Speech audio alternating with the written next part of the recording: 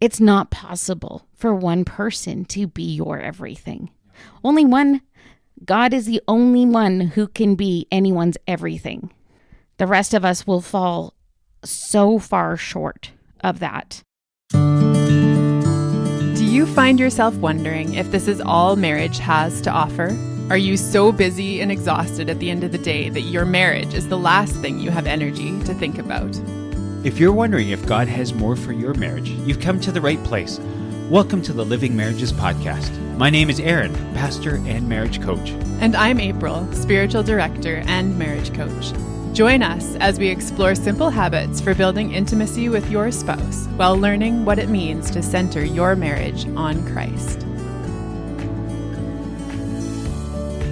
Welcome to the Living Marriages Podcast. We're thrilled to be able to interview some really good friends today. April's going to introduce them in just a moment. But in the meantime, if you've been following the show, if you've been liking the show, we'd encourage you to hit the subscribe button, hit the like button, share this podcast with those who you think might enjoy this as well. And if you want to support this nonprofit ministry, please head on over to our website, livingmarriages.com. All right, everyone. We, as Erin said, we're so excited today to be interviewing some good friends of ours, JB and Erin Crocker. And when we asked them if they were willing to be interviewed and they said yes, Erin and I literally, I think we almost jumped up and down. We were so excited. God's given them quite the story, and we're excited to hear that again as we're recording this, and for you, our listeners, to be able to hear that as well. So welcome, JB and Erin. Thank you. Thank you. Erin, we were talking before coming in to record this, and there was kind of a no-nonsense dramatic way that you said, well, this is where the story kind of starts. Can you just... Yeah. So on March 10th, 2024, JB and I sat down together and I told him that I wanted to end our marriage. Wow. That's a big deal. It is a very big deal. We'd been married for almost 24 years at that point. We have 3 kids together. We're Christians. We told ourselves on our wedding day that divorce was not an option and it would never be an option. And yet I had complete and total peace that was what I needed to do that day. Wow. Can you tell us a little bit about your marriage up till then that brought you to the point where you thought this was the only option? So JB and I got married very young. We are statistics of Bible school. Mm-hmm. So I was 21, he was 22. We were not prepared for what it would take to make a marriage work and be vibrant. We both came with our baggage. We hadn't dealt with our baggage at all. And it made it very difficult to work through the conflict. And we are both slightly hot-headed, a little bit stubborn. That might be understating it. It was hard. It was really hard. I know you guys talk about Enneagram. At least I'm guessing you do. What we know now is I am a 9, and JB is a 3 and an 8. That's tough because JB was very confident that he was right all the time. And I could always see how, he was right. And so I pushed my needs to the side. I pushed my concerns to the side because I could see how I had done whatever it was to contribute to the problem. And I could not seem to make him understand the way I felt before I blew up. I always blew up first, which wasn't helpful. So it was a lot of years of that. And then I started getting healthier. I was medicated for anxiety, which helped with the hot-headedness. I was able to actually react more calmly to things, felt more at peace within my body, and I was diagnosed with ADHD and started understanding how that contributed to the way I felt about myself. And most importantly, in that time, I understood that I was God's precious child. And for that reason alone, I had value, and just as much value as anyone else. And so I wasn't able to continue just letting it slide, letting it roll off my back.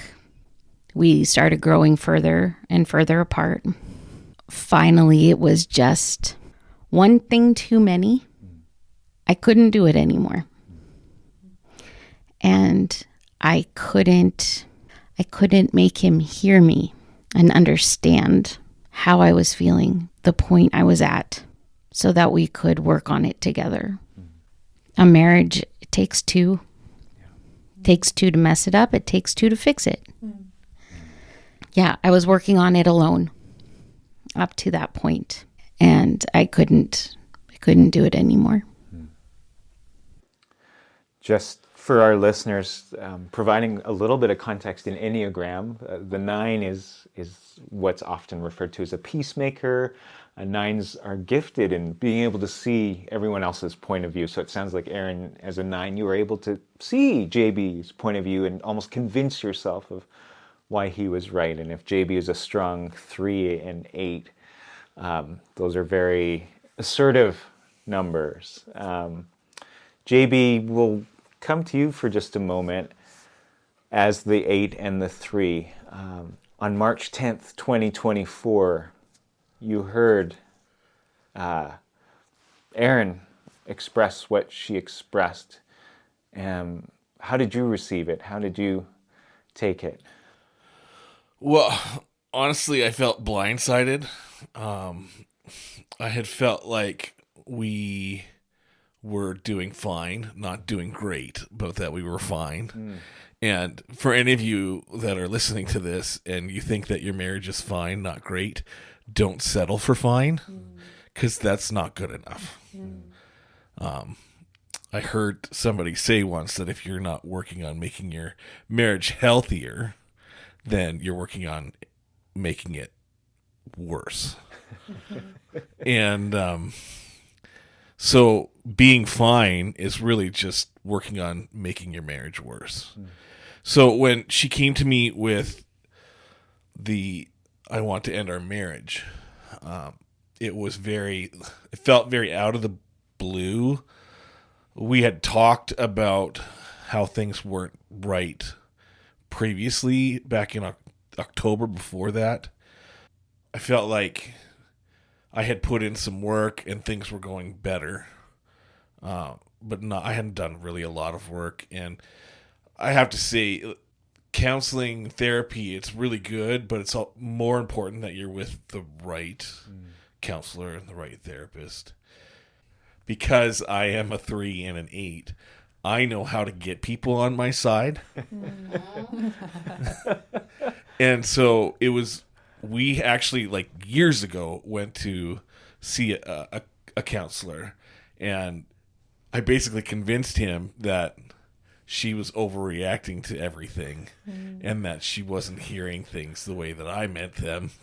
And so the whole problem was hers and not mine. And he basically agreed.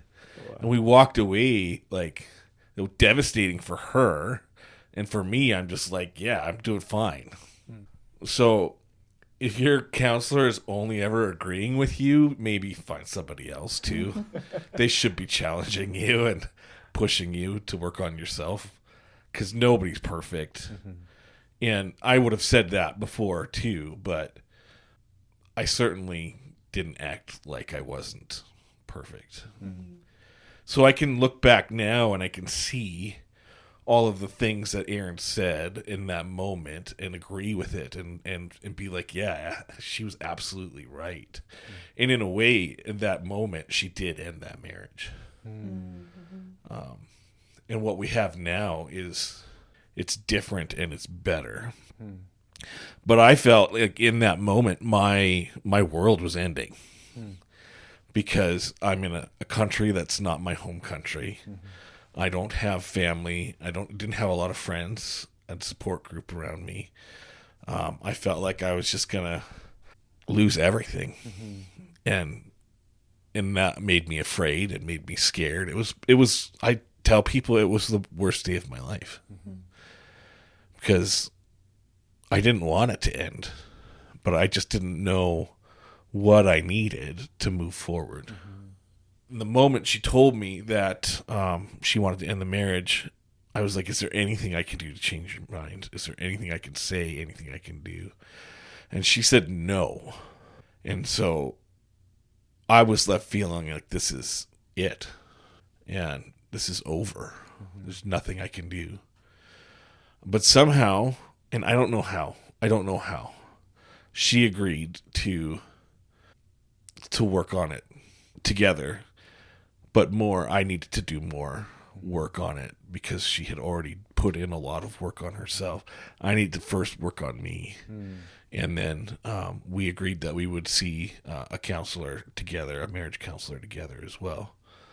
And so I moved into the basement onto a crappy futon, and I had a sheet for a wall. I didn't have a door. We took turns having supper with the kids. For all intents and purposes, we were separated, living in the same house but separated. And the first week was just horrible. And I did some pretty nasty things to Erin in that week, trying to manipulate her into coming back and seeing how this is what's a really good thing. I didn't see it for that when I was doing it, but I would send her pictures of fun trips that we had gone on and say, "Oh, wasn't this a good trip?" And trying to, make her see, the good parts of the relationship so that she would be encouraged to really give this a chance. And all I was doing was pushing her further away. At the same time, then this is how messed up I was. I felt like she wanted this separation, but she got to keep our great bed, our great bedroom, and the ensuite. And I had to sleep downstairs in the basement on a crappy futon without a door and a curtain for a wall. And I was at the point on the Friday after. So she told me on a Sunday. The Friday after, I was at the point where I said, "Can we talk?" And I had determined that I was going to come to her and say, "Listen, if this is what you want, then you need to sacrifice." And I shouldn't be the only one sacrificing. I remember because I saw you that Thursday before the Friday, and you guys are good friends. Erin had been confiding in April. JB was talking to me. And I thought, oh no, JB, I didn't say this to you at the time. No. But I thought, oh no, he's digging in. Erin's nodding. This is a podcast, you can't see it. JB's digging in. So I'm going to ask you about that Friday, because that's really important. And then I want to ask Erin as well why you stuck around. Because I think there's all of this, we're hoping to really give people an insight into actually God's heart in all of this too. So JB dug in. Thursday, I saw you. I'm like, oh no. Yeah. You're going to do what? You're going to say what to your now your wife you're separated from? And then we talked again, I think it was a couple days later, and you were a different person. The trench you were out of the trench. Can you tell our listeners what happened on that Friday? Yeah, so that Friday, I was prepared to have this talk with Erin. I went to work, and I was working by myself that day, and for some reason, a thought popped into my head that I needed to call Erin's sister. And I did. She asked me how I was doing, and I started crying, and I'm like, not good. She's like, yeah, I get that. And we had a conversation, and then we hung up, and it was good conversation. But then she texted me afterwards, and she was like, "Hey, if you need somebody to talk about this with, we have a mutual friend who has gone through something similar in the last year, and maybe you should give that person a call." And I didn't know that my friend had been going through this struggle with his marriage as well, which, I mean, when you're struggling with your marriage, it's not something that you go and tell everybody about. So I get that. But when I found that out, I got home from work, I showered, we had, our youngest was playing in a jazz band at Rogers Place in the Skywalk as people were going into an Oilers game. So we went to that, and while I had brought him in early to do their rehearsal and stuff, and while they were doing that, I called my friend, and he asked me what I needed, and I was like, Erin told me that she wants to end our marriage. Somehow she's agreed to work on it with me. And he said, "What do you need from me?" I was like, "Can you just tell me your story?" And he did. And there were enough similarities in our stories where I was like, "Oh, yeah, it's exactly what I'm doing." And it, like, in tears, I'm sitting in the pedway above 104th Street at Rogers. I'm listening to my son play jazz, and I'm just bawling, and everything changed because I saw the mistakes that I was making through his own story, and I could relate to that. And so afterwards, we got in a car and we went to go grab some supper so we could have our conversation. And instead of saying, "You need to sacrifice," I told her how I was wrong and how I needed to get help. And I was committed to getting help. And I told her that she was already making a sacrifice by just letting me stick around. And that's all the sacrifice she needed to make. So I needed to do work on myself, and I needed to get better so that we could have a healthy relationship. Wow. Erin, what was that like for you? I'm sure it was just completely, JB talked about what you said to him was out of the blue. I'm guessing that you had similar feelings about what he said? Yeah, it was out of the blue, and I didn't trust it at all. Because it had been a week of emotional manipulation. And it had felt awful. He did a lot of nasty stuff that week to me. In his pain, I got it. Like, it's his pain. But I also had a bit of a freedom that week of just being like, no, I said enough. I don't have to keep listening to you say this to me. I get to shut the door and take my own space as needed. And so we were having dinner and he was telling me this, and I did not trust it. There was still, it had been one conversation and a couple of hours.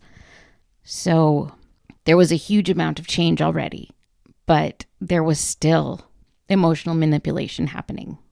And yeah, it was hard, but it gave me some hope. As much as I didn't trust it, it gave me some hope because I had never heard it from him before. Okay.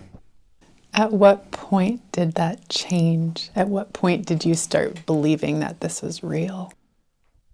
I can't say that there was a specific day, but all of his actions really started changing. He started taking care of himself more, physically and emotionally. And he started reaching out to other people. He started telling me that he realized that he had been putting all of the work of his emotional well-being on me. Like, if I said something wrong, or if I did something wrong, or if I didn't say something enough or do the right thing at the right time, it was really impactful for him, and it was too much pressure. It's not possible for one person to be your everything. No. Only one. God is the only one who can be anyone's everything. The rest of us will fall so far short of that. And I would say even then, God doesn't want you to be alone with him, like forever. Isolation is not God's desire for his people.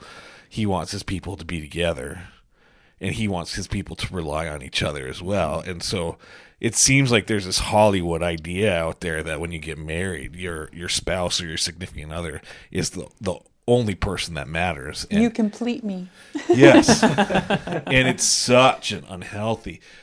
Guys, you need another guy that you can be vulnerable with and tell everything to, and who you know is going to love you, support you, cheer you on, tell you the hard truths when you need to hear them. You need those people. And what I found even is that before I go to Erin with something, I'll go to one of my guys and talk it out, because I've got 40 blah, blah, blah years of terrible decisions that I can fall back on. I need somebody else telling me, helping me make better choices and decisions in my life. Erin, if I can, I just want to ask you if you remember why. Why did you agree after March 10th to keep working on it? So one of the ways that I have always heard God and been able to trust his leading has been feeling of peace just comes over me. Like telling JB on March 10th that I wanted to end our marriage, or I was ending our marriage. Not just I was ending it. I had to. I felt complete peace in that moment. No, even knowing his world was crashing down around him, I still knew that was what I had to do. It was the right thing to do. But when I agreed to see a therapist with him, a couples therapist, there was no peace. I actually felt horrible. It was like chaos, turmoil inside. And it felt absolutely horrible. But the thing is that I really love him. I still really loved him. And I guess I was just, I'll try it. I'll give it a try. But maybe part of why I said yes was that I knew I wasn't going to be a pushover this time. We're going to make this a two-part conversation. At least maybe we'll have a third part. Where really, essentially, as I'm hearing it, and because we know your story too, God did end your marriage, version 1.0 that day, and he's been building into with you guys version 2.0, or this new marriage. And so I think in the next episode we'd love to chat with you guys about the journey into your new marriage. So if you'll come back. Sounds great. Sounds good. Thank you for the privilege of journeying with you today as we seek God's best for our marriages. Before you go, if you've been blessed, challenged, or inspired by what you've heard today, please bless us by hitting the follow button, leaving us a review on Apple Podcasts or Spotify, and sharing this podcast with family and friends. You can also support this nonprofit podcast by making a charitable donation at our website, livingmarriages.com. Until next time, praying the life, intimacy, and connection of God's love over you and your marriage.